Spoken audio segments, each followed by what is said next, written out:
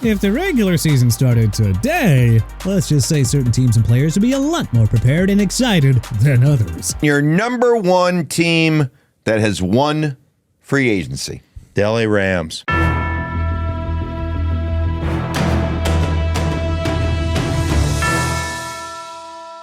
So with that, let us dive into 5 early winners of the 2026 NFL offseason and the 5 biggest losers. Winner, Dallas Cowboys. It feels kind of weird putting the Cowboys under winner since, you know, Jerry Jones usually loves self-sabotage in the offseason. But hey, credit where it's due. The man has aced this offseason so far. His first big move was re-signing running back Javonte Williams to a team-friendly 3-year deal with $24 million. And though a long-term extension with George Pickens is still the desired outcome, keeping him under club control via the non-exclusive franchise tag will work for now. Dallas simply could not lose him, no matter what. With the Green Bay Packers looking to clear cap space, they unloaded star edge rusher Rashawn Gary to the Cowboys. It only cost Jerry a 4th-round pick, too. That is a heck of a price for a player who has logged at least 7.5 sacks in 4 of the last 5 seasons. Now Dallas's new-look defensive line features Gary and Quinnen Williams. That is a nice way to start rebuilding your pass rush in the post-Micah Parsons era. Finally, Jones bolstered Dallas's lousy defense by signing former Arizona Cardinals safety Jalen Thompson and ex-Los Angeles Rams corner Kobe Durant. All of this before the NFL draft.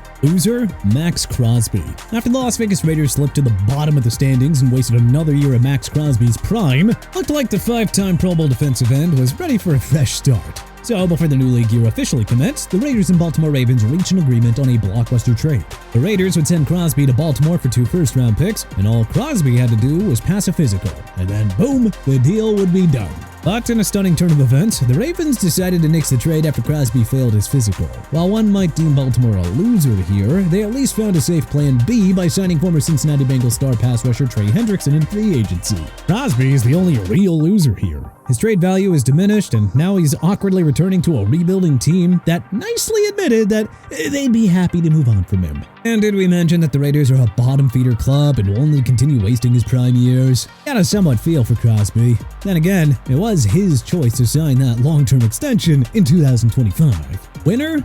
Wide receivers. After a career year that saw him catch 47 passes for 1,003 yards and 6 touchdowns, Alec Pierce got paid elite receiver-level money from the Indianapolis Colts. He was given a 4-year extension worth $114 million, which is remarkably generous for a player with a single 1K season on his resume. Wan'Dale Robinson also notched his first 1K season for the New York Giants last year. The Tennessee Titans also overpaid him generously, giving the speedster a 4-year deal worth $70 million. That includes $38 million in guarantees. Romeo Doubs has never hit 800 yards in a season. He got 4 years and $68 million from the New England Patriots. $39 million is guaranteed.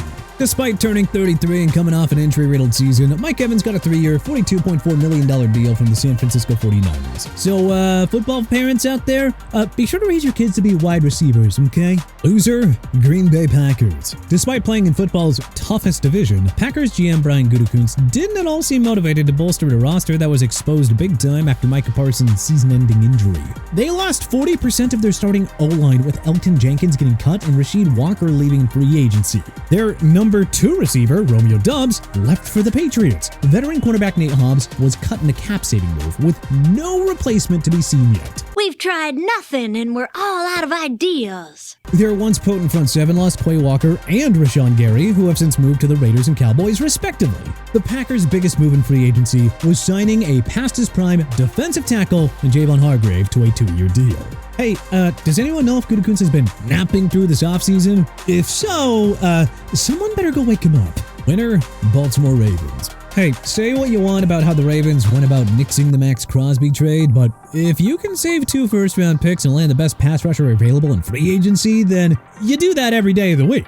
Signing one of the league's premier defensive players in Trey Hendrickson to a 4-year deal with $112 million is a win to begin with. It's a double whammy, though, since they signed him away from the bitter AFC North rival, the Cincinnati Bengals. So losing star center Tyler Linderbaum to the Raiders in free agency definitely hurts, sure. But I mean, they were never going to overpay him, and the Ravens always excel at replacing departed veterans through the draft. And at this time, the AFC North path is wide open with very few obstacles for Baltimore. Loser, Tampa Bay Buccaneers. After missing the playoffs for the first time since 2019, one would have expected the Bucs to quickly get aggressive in free agency. Or not, I guess. The first big blow was franchise legend Mike Evans stunningly leaving to sign with the San Francisco 49ers. Vontae David, the backbone of the Bucs defense and locker room since 2012, retired. Top cornerback Jamel Dean left for Pittsburgh in free agency. GM Jason Light's biggest move? Well, it was signing Kenneth Gainwell, who's honestly more of a luxury as the number 2 RB behind Bucky Irving. So, after owning the NFC South for 5 years, there's a real shot of the Bucs finishing 4th in the division next season. Winner, Carolina Panthers. The Panthers exceeded expectations big time in 2025. GM Tim Morgan wasted no time looking to upgrade an up-and-coming roster. His first big move was signing veteran defensive end Jalen Phillips to a 4-year contract worth $120 million. Coming off a career year with the Jacksonville Jaguars, Pro Bowl linebacker Devin Lloyd signed a bargain 3-year deal worth $42 million. Speaking of bargain deals, the Panthers bolstered their O-line by snacking former Green Bay offensive tackle Rasheed Walker on a 1-year deal for just $4 million. That is some tidy work by the reigning NFC South champions. Loser, the AFC South. After winning the AFC South with a 13-4 record, the Jaguars' biggest move in free agency was signing backup running back Chris Rodriguez Jr. Yeah, so the Jags lost Pro Bowl linebacker Devin Lloyd and 3-time 1,000-yard rusher Travis Etienne Jr. in free agency. The Colts, meanwhile, overpaid to keep Alec Pierce, then gave away standout receiver Michael Pittman Jr. to the Pittsburgh Steelers for pennies. Even the 2-year, $88 million extension for Daniel Jones is a bit of a head-scratcher. The O-line lost star offensive lineman Braden Smith in free agency, reliable edge rusher Kwity Paye also bolted, and Indy hasn't really done a whole lot of anything to fill the voids left by Smith, Paye, and Pittman. And the Texans, well, they signed Braden Smith and Wyatt Teller to bolster their O-line, but they still need 2 more quality starters there, and CJ Stroud still needs a couple of more pass catchers to complement Nico Collins. The Titans gave Wan'Dale Robinson top receiver money at $72 million, $103 million combined for 2 average corners in Cordell Flott and Alontae Taylor? That's an interesting choice. Oh, and $24 million over 3 years to a backup tight end in Daniel Bellinger. Huh? Hey, if someone knows what the AFC South teams are trying to do here, let us know. Winner, Los Angeles Rams. If there was one weakness in the 2025 NFC runner-ups, it was the secondary. Truth be told, the pass defense was, well, it has been a weak link since the Rams traded Jalen Ramsey to the Miami Dolphins in 2023.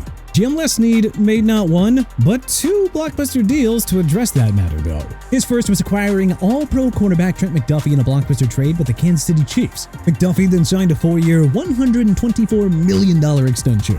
No, I mean, a team that was just a couple of plays away from reaching the Super Bowl just added a top-5 cornerback to an already elite defense. But oh no, Snead wasn't done there. In free agency, he signed another Chiefs cornerback, Jalen Watson, to a 3-year contract worth $51 million. That is a heck of a deal for a corner who's allowed a passer rating of under 80 in consecutive seasons and only 1 touchdown in coverage during that period. So, one of the NFL's top heavyweights may now boast the league's best cornerback tandem in 2026. Yeah, take a bow, Mr. Snead. You've earned it. Loser, QBs on new teams. The big fish of the QB free agent class, Malik Willis, signed a 3-year deal with the Miami Dolphins worth $67.5 million. That was before the Dolphins traded away their superstar wide receiver Jalen Waddle to the Denver Broncos. Waddle and Tyreek Hill gone, Willis's top receivers at this time are Malik Washington, Jalen Tolbert, and Tutu Atwell. Haha, yeah, good luck with that.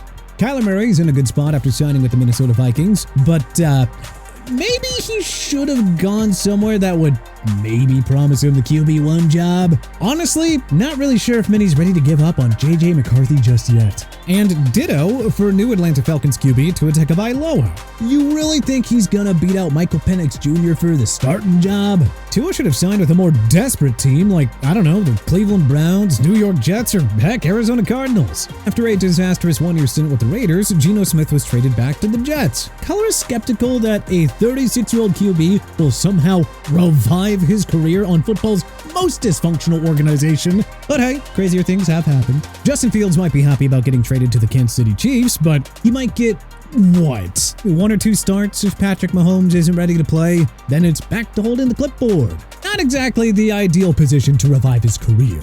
But hey, who do you think has won this offseason? Who do you think has lost this offseason? Do you agree with our judgments here? Let us know in the comment section below. If you like this video and learned a thing or two, then hey, clicking the like button helps us out a ton. And we really appreciate it. If this is your first time coming around to TPS though, then subscribing is a great idea because we put out videos like this every single day. But as always, thanks for watching and we'll see you guys next time.